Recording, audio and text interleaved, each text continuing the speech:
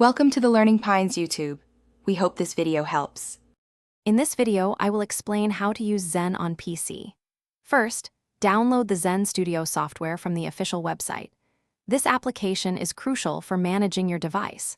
Once installed, connect your Zen device to your computer using the micro USB data port. Make sure to use the correct cable provided with your device.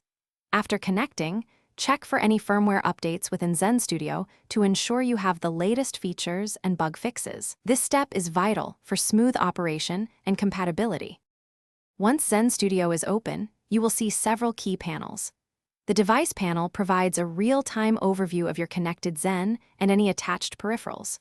Over in the Programmer panel, you can easily load and manage game packs or custom scripts, organizing your setup efficiently. For advanced users, the device monitor offers a powerful way to debug inputs and outputs, helping you fine-tune your settings. Familiarizing yourself with these sections will make customization straightforward. Loading game packs or scripts onto your Zen device is quite simple. Browse through the extensive online library within Zen Studio to find the one that suits your needs.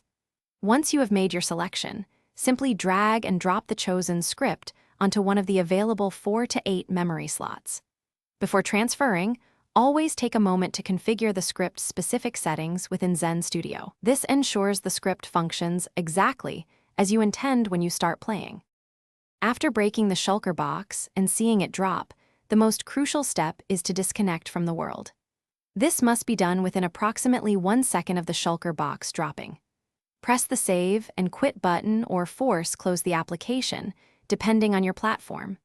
The timing is vital because the game needs to register the shulker box being broken, but not fully save your inventory state after it is dropped. Thanks for watching. Consider subscribing if we helped you.